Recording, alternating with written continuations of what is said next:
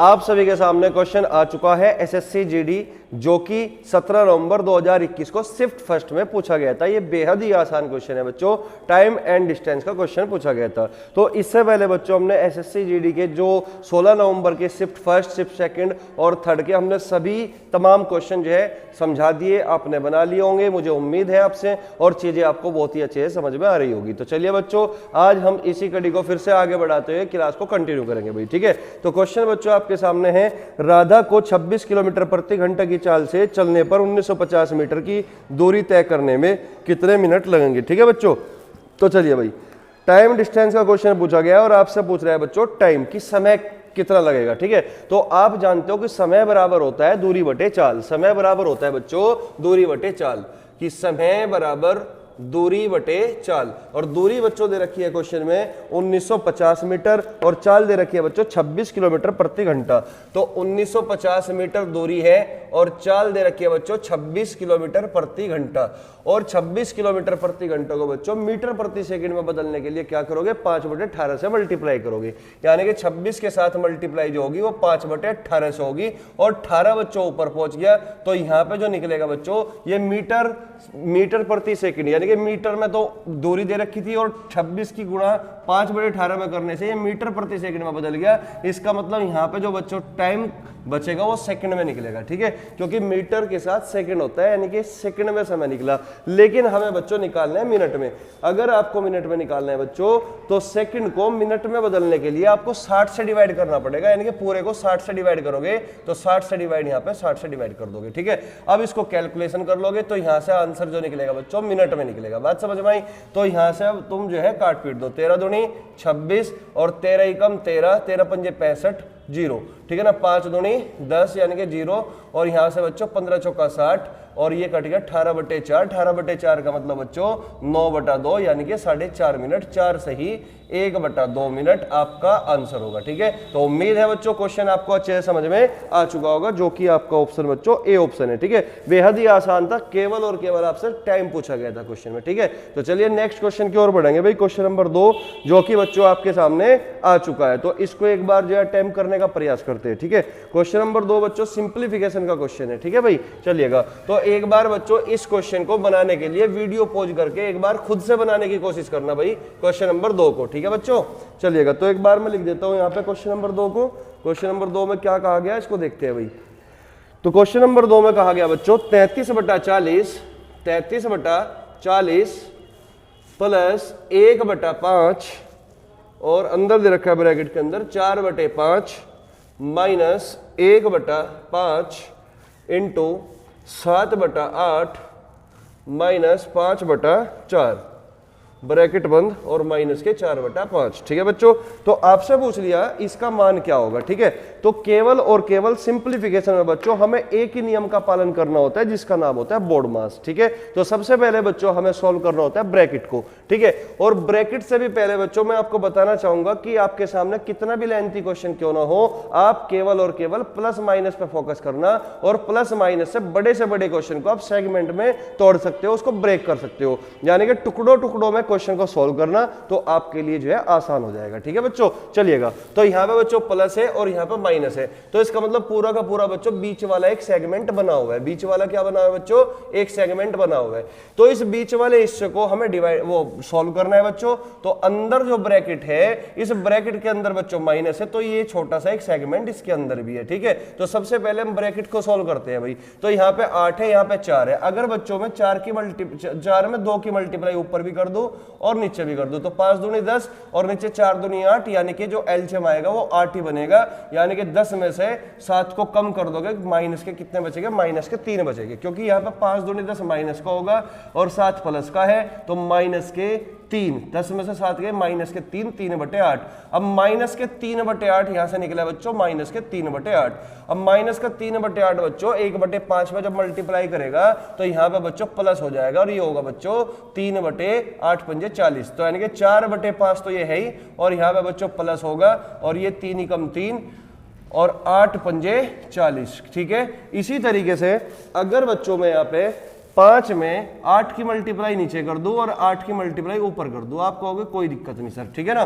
तो 8 पंजे 40 और यहाँ पे भी 40, तो एलसीएम तो 40 हो गया। तो 8 चौक 32, 32 और 3 35, तो इसको जोड़ के बच्चों 35/40 आया। कितना? 35/40। इसको सिंप्लीफाई कर दोगे, 5 सते 35, 5 सते 35 और 5 अटे 40 यानी कि 7/8। तो इसको पूरे को सॉल्व करने के बाद बच्चों 7/8 निकल गया, ठीक है। अब ये जो 7/8 होगा ये 1/5 के साथ मल्टीप्लाई करेगा। जब 1/5 के साथ मल्टीप्लाई करेगा तो 7/8 पंजे 40 और यहाँ पे बच्चों क्या है 33/40, ठीक है, 33/40 और लास्ट में बच्चों माइनस का 4/5, ठीक है। इसको अब सॉल्व करना है। अब आप मुझे एक बात बताओ बच्चों, ये 40 एलसीएम आ गया, 33 और 7 40, 40/40 का मतलब 1 होगा। तो इसको सॉल्व करके बच्चों 1 आया, 1 माइनस 4/5, 5 एकम 5, 5 में से 4 गया 1। तो आपके जो सवाल का उत्तर होगा वो 1/5 होगा। तो सिंपल इस तरीके से आपको जो है क्वेश्चन को सॉल्व करना था, ठीक है। तो अपने आंसर पर चले जाना था, केवल और केवल बोर्ड मास के नियम का पालन करते हुए अपने आंसर तक जाना है, केवल इतनी सी बात है इसमें, ठीक है। तो उम्मीद है क्वेश्चन आपको अच्छे से समझ में आया होगा। क्वेश्चन नंबर 2 आपका हो चुका, तो क्वेश्चन नंबर 3 की ओर जो है अग्रसर होते हैं भाई। क्वेश्चन नंबर 3 बच्चों आपके सामने आ चुका है, जो कि एक बेहतरीन क्वेश्चन है, टाइम एंड वर्क का पूछा हुआ क्वेश्चन है, ठीक है बच्चों। तो एक बार बच्चों मेरे कहने से वीडियो पॉज करने के बाद इस क्वेश्चन को तुम खुद बनाने की एक बार कोशिश जरूर करना, ठीक है।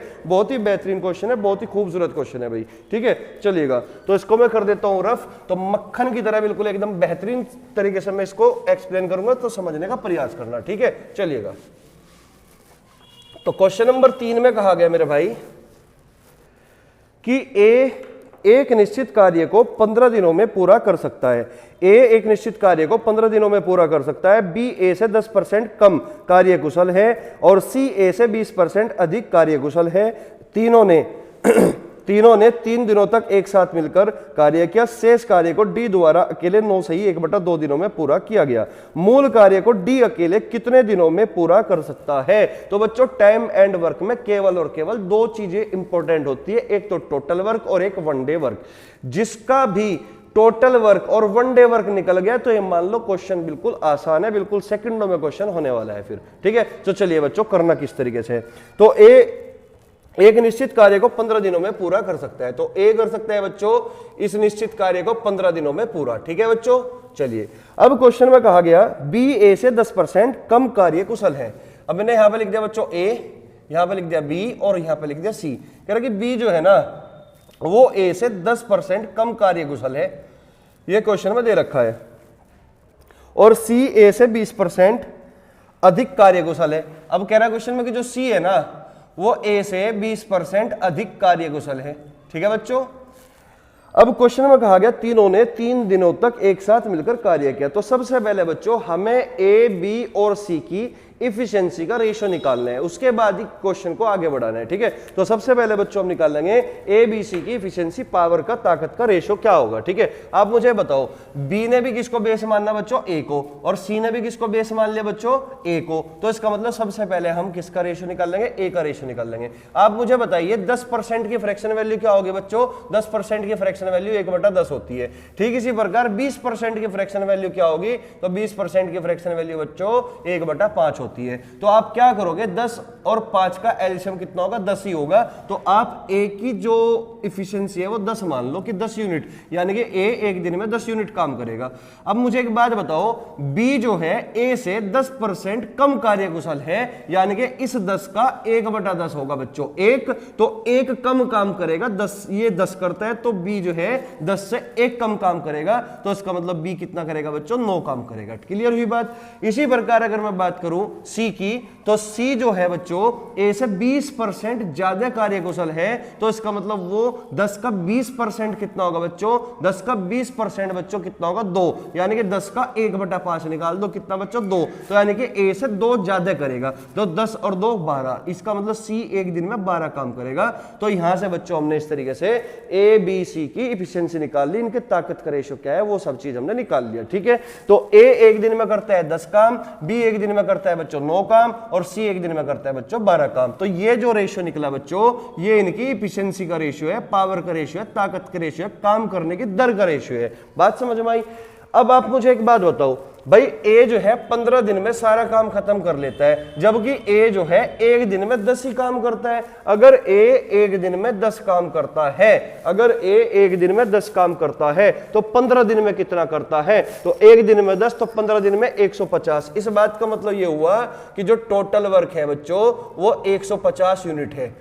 टोटल वर्क कितना होगा मेरे भाई? 150 यूनिट होगा। बात समझ में आई? क्योंकि ए जो है एक दिन में 10 काम करेगा तो 15 दिन में कितना करेगा? 150 यूनिट काम करेगा। बात समझ में आई? अब क्वेश्चन में कहा गया कि तीनों ने 3 दिनों तक एक साथ मिलकर कार्य किया। अब तीनों ने 3 दिनों तक एक साथ मिलकर काम किया, यानी कि हमें करना क्या है? तीनों पर काम करा देते हैं 3 दिन का। ठीक है, तो मुझे एक बात बताओ, एक दिन में भाई एक दिन में तीनों मिलकर कितना काम करेंगे? एक दिन में ये तीनों मिलकर कितना काम करेंगे? तीनों को आप जोड़ दोगे। ठीक है, तो यहाँ पे 10 और 12 कितना? 10 और 10 20 और 2 22, 22 और 9 कितना? 31। तो इसका मतलब एक दिन में जो काम होगा बच्चों वो 31 यूनिट पर डे होगा। एक दिन में इतना काम। तो 3 दिन में कितना होगा? तो आप कहोगे सर 31 93, तो इसका मतलब 93 यूनिट काम हो चुका। कितने दिन में बच्चों? 3 दिन में। जबकि काम करना था बच्चों 150 में से 93 जो काम है बच्चों वो 3 दिन में ABC के द्वारा हो चुका। तो ये एक वर्क डन है, 3 दिन का वर्क डन। अब रेस्ट वर्क कितना बचा? रेस्ट वर्क कितना बचा? 150 में से बच्चों 93 को माइनस कर दोगे तो 10 में से 3 गए 7 और यहाँ पे बचा 14, 14 में से 9 गए 5। इसका मतलब 57 यूनिट काम जो है बच्चों शेष बचा। क्लियर हुई बात? और इसी काम को जो शेष कार्य है, शेष कार्य को डी द्वारा अकेले 9 से ही 1/2 दिनों में पूरा किया गया। तो शेष कार्य बच्चों ये 57 तो है। इसी काम को तो डी ने पूरा किया 9.5 दिनों में, 9 से ही 1/2 दिनों में। तो सवाल में कहा गया कि डी अकेले कितने दिनों में पूरा काम कर सकता है? भाई पूरा काम कितना है मेरे भाई? 150। इस 150 के 150 काम को मुझे डी से कराना है। जब तक मुझे ये बात नहीं पता चलेगी कि डी एक दिन में काम कितना करेगा, तब तक हम बच्चों डी का जो है दिन नहीं निकाल सकते कि कितने दिनों में 150 काम करेगा। तो यहां से बच्चों हम डी की एफिशिएंसी निकाल लेंगे, क्योंकि डी ने जो है ना 57 काम, यानी कि जो शेष काम बचा इसको 9.5 दिनों में पूरा किया। अब 9.5 का मतलब 9 दूनी 18 और 1 19, 19/2 दिनों में 19/2 दिनों में 57 काम होता है। तो एक दिन में कितना होगा? 19/2, 2 पर चला गया बच्चों तो 19 3 57, 3 दूनी 6, तो 6 यूनिट काम पर डे करेगा।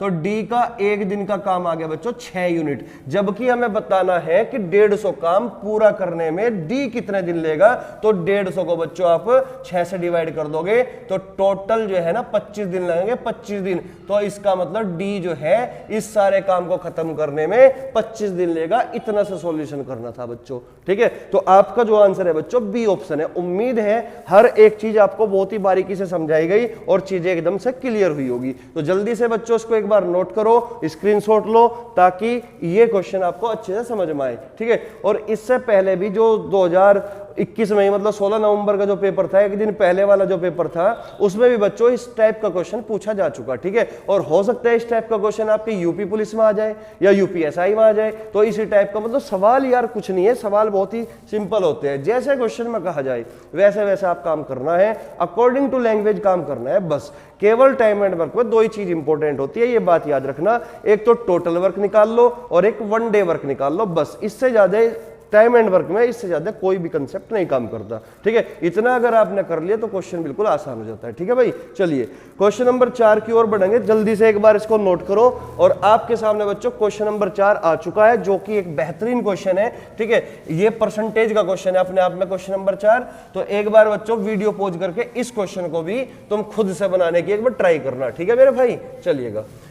तो क्वेश्चन नंबर 4 में कहा गया, क्वेश्चन नंबर 4 में क्या कहा गया बच्चों? यदि x का 25%, यदि x का 25% का 25% का मतलब गुणा 25% की बच्चों फ्रैक्शन वैल्यू 1/4। ठीक है, x प्लस 60 के 30% से 40 कम है। कह रहा है कि x प्लस 60 के 30% से 30% की फ्रैक्शन वैल्यू 3/10, इससे बच्चों 40 कम है। ठीक है, x का 25%, x प्लस 60 के 30% से 40 कम है। तो इसका मतलब ये दोनों बातें आपस में बराबर है। बात सही है। अब सवाल में आपसे पूछा गया तो x माइनस 40 का 35%, आपसे पूछा गया बच्चों x माइनस 40 का 35%। अब आप मुझे बताओ 35% की फ्रैक्शन वैल्यू क्या होगी? आप कहोगे सर 5 7 35, 5 सते 35 और 5 20 100, 7/20 होगी है ना, 35%, 35/100, 5 सते 35 और 5 20 100, ठीक है। 120 से कितने प्रतिशत अधिक है, तो आपसे पूछा गया 120 से कितना प्रतिशत ज्यादा है, ये वाला इस वाले से कितना प्रतिशत ज्यादा है, केवल आपसे इतनी सी बात पूछी गई। आप मुझे बताओ, अब ये बताओ मुझे, आप बिना x की वैल्यू के ये बात नहीं बता सकते बिल्कुल भी कि ये वाला हिस्सा इस वाले हिस्से से कितना परसेंट ज्यादा है। तो इस बात का मतलब है उत्तर जो डिपेंड कर रहा है मेरे भाई वो x की वैल्यू पर डिपेंड कर रहा है। तो सबसे पहले हमें x की वैल्यू को निकालना पड़ेगा। तो x की वैल्यू निकलेगी कहां से मेरे भाई, x की वैल्यू निकलेगी जो पहली कंडीशन दे रखी है यहां से निकलेगी x की वैल्यू। तो आपको करना क्या है, सॉल्यूशन करने के लिए x वाला जो पोर्शन होगा उसको एक तरफ रख लेते हैं, ठीक है बच्चों। चलिएगा, तो मुझे बताओ ये 3x यानी कि 3/10 की मल्टीप्लाई जब x में करोगे तो 3x/10 होगा, यानी कि कितना होगा बच्चों, 3x/10 होगा, 3x/10, ठीक है। और x/4 को उधर ले आओ, x/4 को उधर ले आओ, माइनस में पहुंच गया, ठीक है बच्चों, बराबर। अब ये जो वेरिएबल मतलब वैल्यू जो है, वैल्यू संख्यात्मक जो वैल्यू होगी उसको बराबर के उधर ले जाओ, यानी कि जब 60 में 3/10 की मल्टीप्लाई करोगे तो 10 छिक्का 60, 36 18, 18 बच्चों उधर आकर माइनस का होगा और 40 उधर आकर बच्चों प्लस का होगा। तो 40 में से 18 कम कर दोगे, 40 में से 18 कम करोगे तो बच्चों कितना बचेगा, 22 बचेगा। बात समझ में आई। तो यहां से बच्चों एलसीएम कितना बनेगा, 20 बनेगा, ठीक है ना। एलसीएम यहाँ पे कितना आ गया बच्चों, 20। तो 10 दूनी 20, 2 3 6, यहाँ पे आ गया 6x माइनस 4 5 20, 5x, ठीक है, बराबर होगा बच्चों 22 के। क्लियर हुई बात। इसी तरीके से आगे बढ़ते हुए बच्चों 6x माइनस 5x यानी कि x, और x की वैल्यू बच्चों 20 की मल्टीप्लाई 22 में करोगे, 22 दूनी 44 यानी कि 440। तो x की जो वैल्यू आई बच्चों वो 440 आई, ठीक है। अब x की वैल्यू बच्चों आपको यहाँ पर रख देनी है। x की वैल्यू 440 जब आप यहाँ पर रखोगे तो 440 में से 40 कम कर दोगे तो 400 बचेगा, और 400 बच्चों 20 से 20 बार ही कटेगा, और 20 की मल्टीप्लाई 7 में कर दोगे तो 140 हो जाएगा, 140, और यहाँ पे बच्चों 120 हो गया। बात समझ में आई। तो यहां से बच्चों आपको रेशो बना लेना है 2 सते 14 और 2 छिक 12। तो बस आपको ये बताना है कि ये 7 जो है 6 से कितना प्रतिशत ज्यादा है। तो पहले मुझे बताओ कितना ज्यादा है। आप कहोगे सर 1 ज्यादा है, किससे, 6 से। तो 1/6 और गुणा 100 परसेंटेज में बताना था, तो इसका मतलब 16 से ही 2/3% इस सवाल का उत्तर होगा। तो उम्मीद है क्वेश्चन आपको अच्छे से समझ में आ चुका होगा। सी ऑप्शन जो है बच्चों इस क्वेश्चन का आंसर है, ठीक है। करेक्ट आंसर आपके सामने आ चुका है, इसको जल्दी से नोट करिएगा, ठीक है। बहुत ही बेहतरीन सवाल था, ठीक है। तो अपने आप में नेक्स्ट क्वेश्चन की ओर बढ़ेंगे भाई, क्वेश्चन नंबर 5, ठीक है। क्वेश्चन नंबर 5 बच्चों एज रिलेटेड क्वेश्चन, यानी कि एज से क्वेश्चन पूछा गया था, ठीक है। चलिएगा इसको नोट करो फटाफट। आपके सामने बच्चों क्वेश्चन नंबर 5 आ चुका है, ठीक है। चलिए अब क्वेश्चन नंबर 5 को देखते हैं किस तरीके से क्या करना है। क्वेश्चन नंबर 5 में समझने का प्रयास करेंगे भाई। तो क्वेश्चन नंबर 5 में कहा गया बच्चों कि दो व्यक्तियों P और Q की आयु का अनुपात 5:7 है। 8 वर्ष पहले P और Q की आयु का अनुपात 7:13 था। P और Q की वर्तमान आयु कौन कौन सी है, यानी कि 4 ऑप्शन बच्चों आपके सामने दिया गए हैं, ठीक है। चलिएगा, तो क्वेश्चन में बच्चों 8 साल पहले का भी जिक्र है, ठीक है। तो इसका मतलब प्रेजेंट हम यहाँ पे मान लेंगे, प्रेजेंट, ठीक है। प्रेजेंट यहाँ पे है, 8 साल पहले का भी जिक्र है बच्चों क्वेश्चन में। तो इस तरीके से बच्चों हम फॉर्मेट बना लेंगे, ठीक है। 2 शख्स है, एक P है और एक Q है। तो समझिएगा, दो व्यक्तियों P और Q की आयु का अनुपात 5:7 है, यानी कि वर्तमान में जो अनुपात दे रखा है बच्चों वो 5:7 दे रखा है, ठीक है। 8 वर्ष पहले P और Q की आयु का अनुपात 7:13 था। तो 8 वर्ष पहले कितना था भाई, 7:13 था, ठीक है। तो P और Q की वर्तमान आयु क्या होगी, तो बच्चों एक तरीके से मैं ये कह सकता हूं कि आंसर वही ऑप्शन होगा जिसमें 5:7 का रेशो होगा। कितने का, 5:7 का। तो मुझे एक बात बताओ, पहला ऑप्शन है बच्चों 21 और 15, 21 और 15, ठीक है। तो क्या इसमें 5:7 का रेशियो है, इसमें 7 का, इसमें 3 7 21, 3 5 15, 7:5 का रेशियो है, जबकि 5:7 का रहना चाहिए। तो पहला ऑप्शन तो बच्चों नहीं हो सकता। अगर मैं बी ऑप्शन की बात करूं जिसमें 15 है और 21 है, 3 5 15, 3 7 21, तो यहाँ पे बच्चों 5:7 का रेशियो है। इसका मतलब बी ऑप्शन आपका आंसर हो सकता है। अगर मैं सी ऑप्शन की बात करूं बच्चों 12 और 13, तो सी ऑप्शन में 12-13 के रेशियो है बच्चों, 5:7 का तो है ही नहीं। तो सी ऑप्शन भी आपका गलत है बच्चों। अगर मैं डी ऑप्शन की बात करूं 20 और 28, तो यहां से बच्चों 4 5 20, 4 7 28, 5:7 का रेशियो। तो डी बी ऑप्शन बच्चों आपका हो सकता है 20 और 28 में से कोई सा एक आंसर होगा। ये तो ये होगा डी ऑप्शन, या बच्चों बी ऑप्शन, अगर हम रेशियो की बात करें, ठीक है 5-7 का रेशियो है इसमें, ठीक है। तो चलिए अब करना किस तरीके से, करने के कई तरीके हैं बच्चों, बेसिक से भी कर सकते हो, क्रॉस प्रोडक्ट कंसेप्ट लगा के भी कर सकते हो, है ना, और एक और मेथड होता है गैप को इक्वल करके भी बच्चों आप कर सकते हो। बात समझ में आई, ठीक है। चलिएगा समझने का प्रयास करते हैं भाई क्वेश्चन में क्या कहा गया, ठीक है मेरे भाई। चलिएगा तो एक रास्ता है क्रॉस प्रोडक्ट का। एक बार बच्चों क्रॉस प्रोडक्ट मेथड को समझने का प्रयास करेंगे। क्रॉस प्रोडक्ट मेथड कहता है कि दोनों की मल्टीप्लाई कर दो क्रॉस प्रोडक्ट में, उनका अंतर। भाई 7 7 49 और 13 पंजे 65, 65 में से बच्चों 49 को घटाओगे तो कितना बचेगा बच्चों, 16 यूनिट बचेगा। बात समझ में आई, 65 माइनस 49 कितना बचेगा, 16 यूनिट बचेगा। यहाँ पे अंतर कितना है बच्चों, 2 का, 2 8 16, तो 16 यूनिट 16 वर्ष के बराबर हो गया। 16 यूनिट अगर 16 वर्ष के बराबर हो गया तो 1 यूनिट 1 वर्ष के बराबर हो गया, ठीक है। तो 7 यूनिट 7 एकम 7 7 वर्ष के बराबर हो गया, और 13 यूनिट 13 वर्ष के बराबर हो गया यहाँ पे। और आपसे पूछा गया कि वर्तमान एज क्या होगी, तो 8 इसमें जोड़ दोगे वर्तमान में लाने के लिए, 8 इसमें जोड़ दोगे वर्तमान में लाने के लिए। तो 7 और 8 15, तो इसका मतलब 15 साल। 13 में 8 जोड़ दोगे बच्चों 21, तो यानी कि 21 साल। तो आपका जो आंसर होगा 15 वर्ष और 21 वर्ष होगा, यानी कि बी ऑप्शन बच्चों आपका करेक्ट आंसर है। एक रास्ता तो था बच्चों इस तरीके से करने का। अब मैं दूसरा तरीका और बता देता हूं एक बार, उसको भी समझने का प्रयास करना भाई। दूसरा तरीका बच्चों क्या होगा देखिएगा। अब मैं गैप मेथड से बताऊंगा कि गैप को भी हम जो है बच्चों इक्वल करने के बाद अपना आंसर जल्दी दे सकते हैं। देखिए भाई पी और क्यू है, और यहां पे जो रेशियो है 7:13 था 8 साल पहले, वर्तमान में कितना है 5:7। अब मुझे एक बात बताओ, 7 और 13 में जो अंतर दे रखा है वो कितने का है, 6 का है। यहाँ पे 5-7 में अंतर कितने का भाई, 2 का है।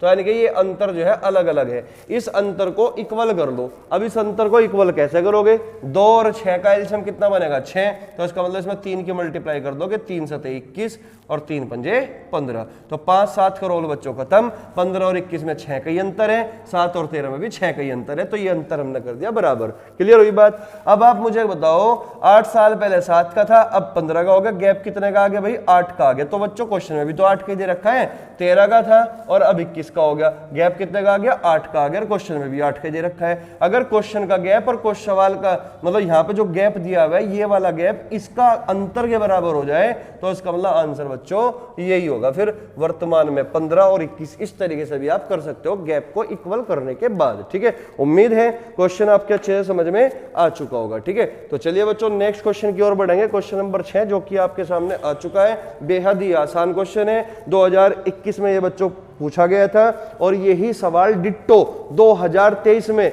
विद सेम डाटा के साथ फिर से पूछा गया था। मैंने तुम्हें पिछली क्लास में भी ये बात बोली थी कि कुछ क्वेश्चन बच्चों ऐसे होते हैं जो आपको डिट्टो मिलेंगे। 2024 में भी आपको 23 या 21 के क्वेश्चन देखने को मिलेंगे ही मिलेंगे। ठीक है, तो इसलिए प्रीवियस पे काम करना बेहद जरूरी होता है। ठीक है, अनुमानित सेट पे काम मत करना, केवल और केवल प्रीवियस पे काम करो। प्रीवियस को जितनी बार तोड़ दो उतना बढ़िया है तुम्हारे पेपर के लिए। ठीक है, जितनी बार उसकी प्रैक्टिस कर लोगे उतना फायदेमंद साबित होगा। ठीक है, चलिए भाई क्वेश्चन नंबर 6 पे हम आ चुके हैं। ठीक है, इसको समझने का प्रयास करेंगे भाई। क्वेश्चन नंबर 6, एक बार तुम भी वीडियो पॉज करके बच्चों कर सकते हो क्वेश्चन को। ठीक है, चलिएगा।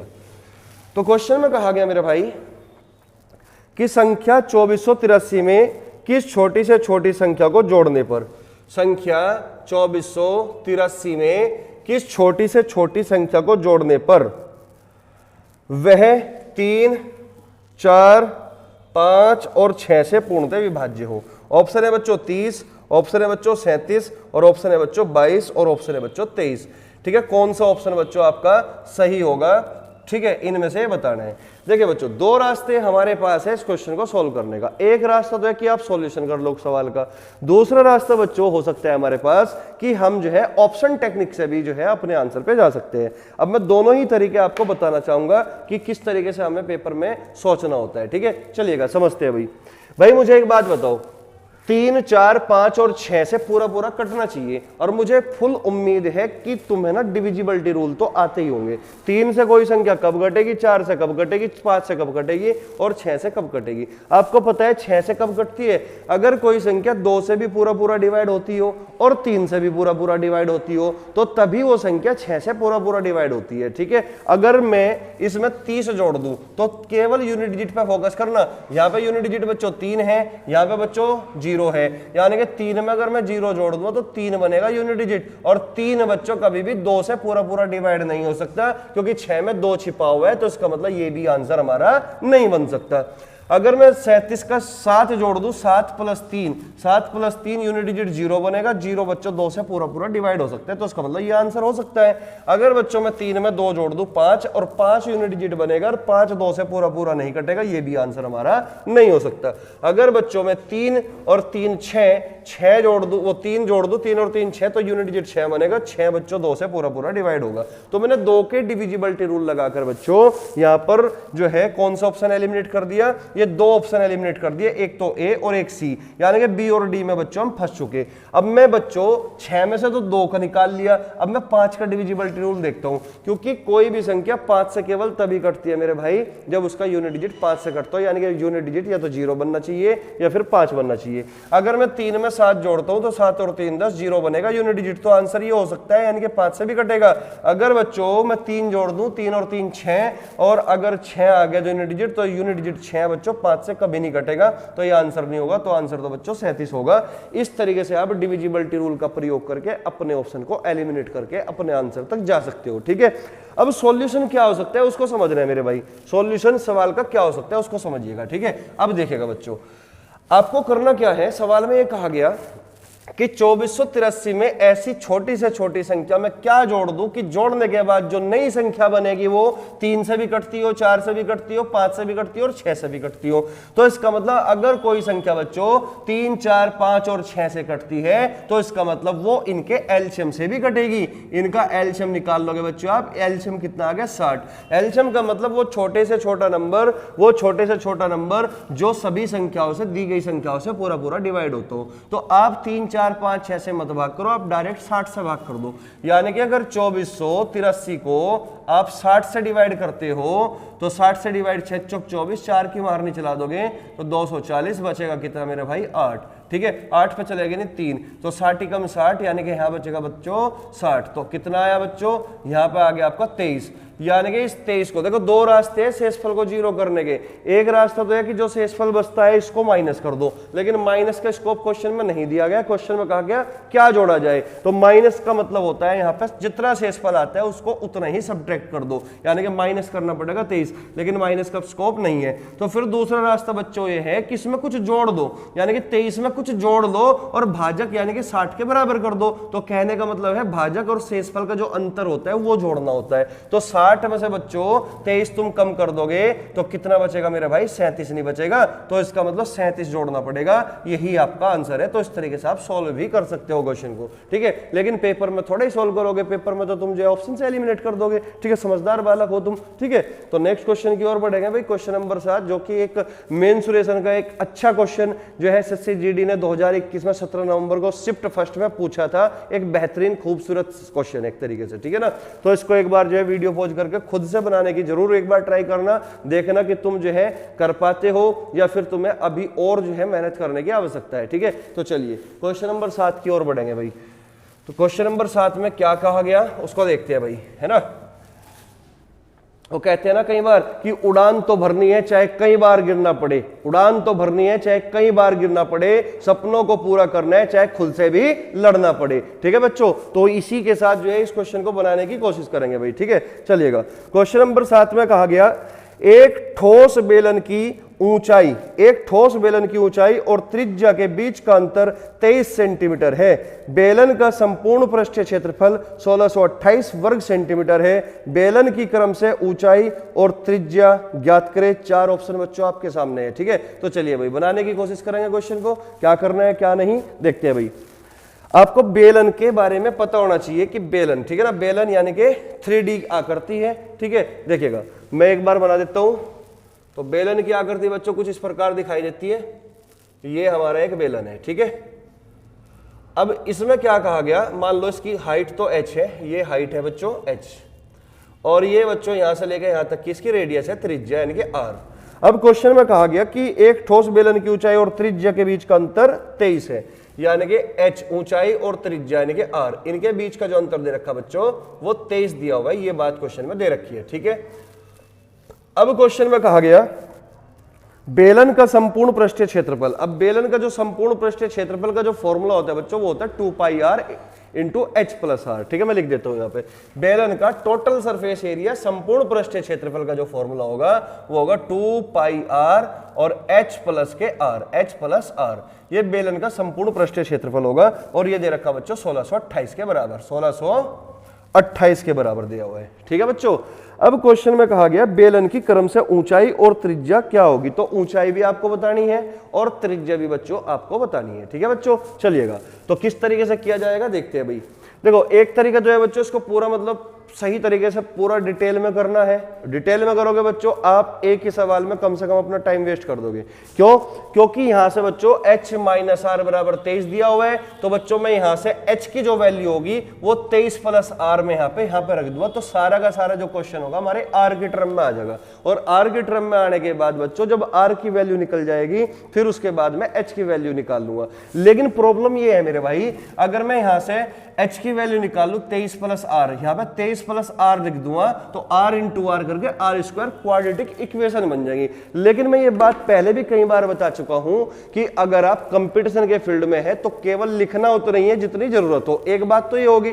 दूसरी बात बच्चों ये होगी कि कैलकुलेशन करते वक्त अगर क्वाड्रेटिक इक्वेशन बनती है ना तो कोशिश ये करो कि आप जो है हिट एंड ट्रायल लगा दो या थोड़ा इग्नोर करने की कोशिश करो क्वाड्रेटिक इक्वेशन को, क्योंकि अगर आप क्वाड्रेटिक इक्वेशन को करने लग जाओगे ना तो आप समय बर्बादी करोगे बस, ठीक है। तो चलिए बिना क्वाड्रेटिक इक्वेशन सॉल्व करें किस तरीके से इस क्वेश्चन को अंजाम देना है उसको देखना है, ठीक है। चलिएगा बच्चों, तो आप मुझे एक बात बताओ, 2 से मैं इसको काट सकता हूं, 2 से काट दो, 2 अट्ठे 16, 2 एकम 2, 2 चौक 8, ठीक है बच्चों। तो यहाँ पे बच्चों r है, r into h plus r बराबर ये 814 बटे पाई होगा, क्योंकि पाई बटे में है 814 बटे पाई, और पाई की वैल्यू बच्चों 22/7, तो 22/7 7 पहुंच गया बच्चों ऊपर।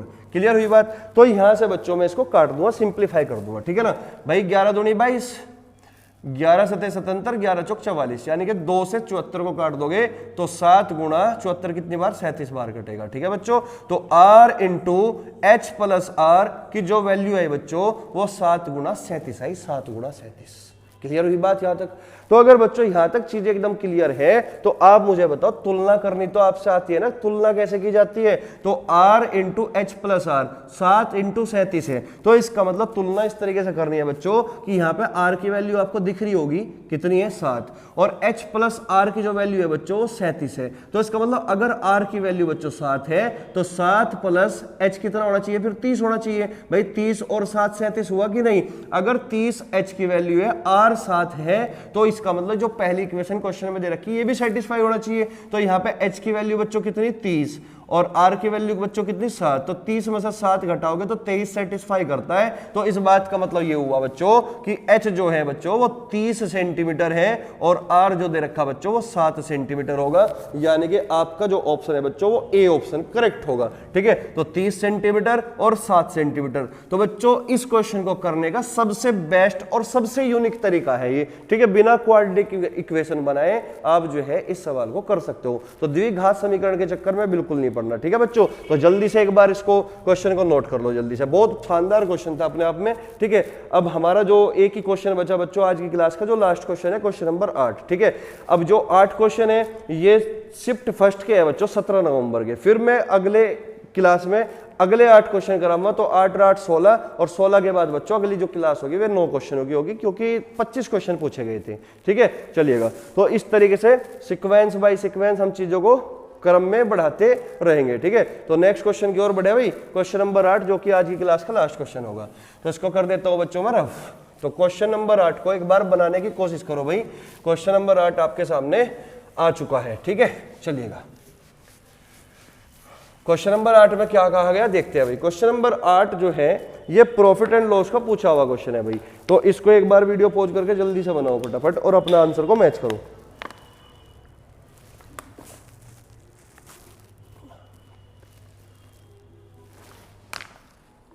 चलिए भाई, क्वेश्चन नंबर 8 में क्या कहा गया देखते हैं।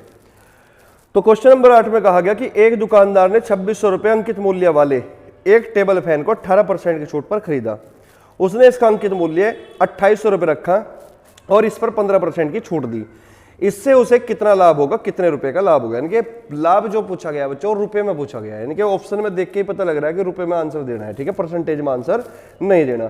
तो मामला क्या है बच्चों कि एक दुकानदार ने 2600 रुपये अंकित मूल्य वाले एक टेबल फैन को 18% की छूट पर खरीदा। यानी कि कोई दुकानदार पहुंच गया एक बड़ी सी दुकान पे और उस बड़ी सी दुकान पे एक टेबल फैन रखा था और उस पे लिखा हुआ था अंकित मूल्य जो लिखा हुआ था, मैक्सिमम रिटेल प्राइस जो लिखा हुआ था वो 2600 रुपये लिखा हुआ था। अब उसने क्या किया, 18% के डिस्काउंट पर उसे खरीद लिया। तो इसका मतलब कुल मिला के बात यह है कि 2600 रुपये के सामान पे 18% का डिस्काउंट ले लिया और 18% की जो फ्रैक्शन वैल्यू होगी बच्चों वो 9/50 होगी। यानी कि 50 के सामान पे 9 का डिस्काउंट ले लिया। तो इसका मतलब मैं कह सकता हूं 50 का सामान उसने 41 में खरीद लिया। तो ये क्रय मूल्य बन गया, सीपी बन गया। बात समझ में आई? क्योंकि जिसने बेचा उस टेबल फैन को तो उसके लिए विक्रय मूल्य होगा और जिसने खरीदा उसके लिए क्रय मूल्य बनेगा। तो इसका मतलब खरीदने की बात चल रही है कि दुकानदार ने 2600 रुपए के टेबल फैन को 18% की छूट पर खरीद लिया। तो दुकानदार ने कितने रुपए में खरीद लिया भाई? इतने रुपए में उसने खरीद लिया। बात समझ में आई यहां तक? ठीक है। अब सवाल में क्या कहा, उसने इसका अंकित मूल्य 2800 रुपए रखा। यानी कि जब वो उस टेबल फैन को अपनी दुकान पर लेकर आ गया, ठीक है, तो उसने क्या किया, जिस पंखे पे 2600 रुपए का मैक्सिमम रिटेल प्राइस लिखा हुआ था उसको हटाकर अपनी तरफ से 2800 रुपए लिख दिया। ठीक है, कितना लिख दिया भाई?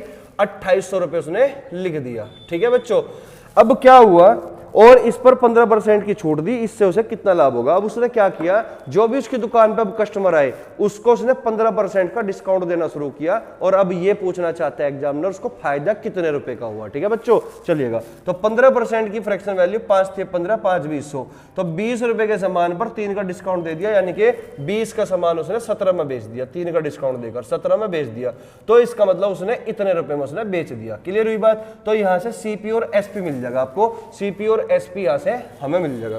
रुपयों में लाभ बताना है तो इसका मतलब रेशो बनाने की बिल्कुल भी कोशिश मत करना। ठीक है, क्योंकि रुपयों में पूरा एग्जैक्ट आंसर देना है। ठीक है बच्चों, चलिएगा। तो अब क्या करना है बच्चों, काट पीट मचा दो, बस जो कटता हो काट दो, जो पिटता हो पीट दो, इतनी सी बात करनी इसमें। ठीक है ना, तो 5 से उड़ा दो भाई, 5 बजे 25, 1 5 दूनी 10, तो ये हो गया 52। यहां से काट दो, 2 एकम 2, 2 चौक 8 और 0 140। बात समझ में आई? ठीक है, तो इन दोनों की मल्टीप्लाई करोगे भाई, 52 चौक का कितना 208 होगा, 4 दूनी 8, 4 पंजे 20, 208 यानी कि 2080, 2080। और इसमें फिर 52 एकम 52, 52 जोड़ दोगे तो कितना हो गया बच्चों, ये हो गया 2, 8 और 5 13, 2132 रुपए। तो 2132 रुपए में बच्चों खरीदा। यहाँ पे 1700, 17 चौका 68 का 8 का हासिल 6, 17 एकम 17 और 6 कितना हो गया बच्चों 23, 2380 रुपए।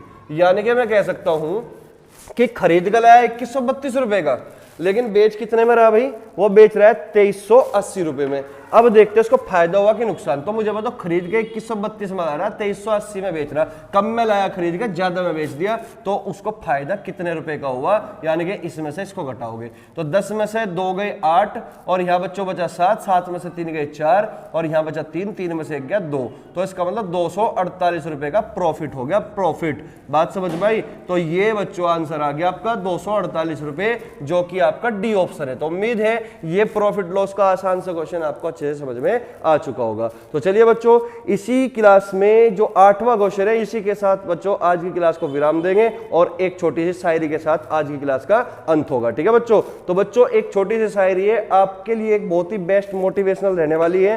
कौन कहता है कि सफलता किस्मत से मिलती है? कौन कहता है कि सफलता किस्मत से मिलती है? मेहनत में आग हो तो मंजिल भी झुका करती है। तो इसी के साथ बच्चों आज की क्लास का अंत करेंगे। ठीक है, मिलेंगे नेक्स्ट वीडियो में, फिर से मुलाकात होगी। तब तक आप पढ़ते रहिए, खुश रहिए। जय हिंद, जय भारत।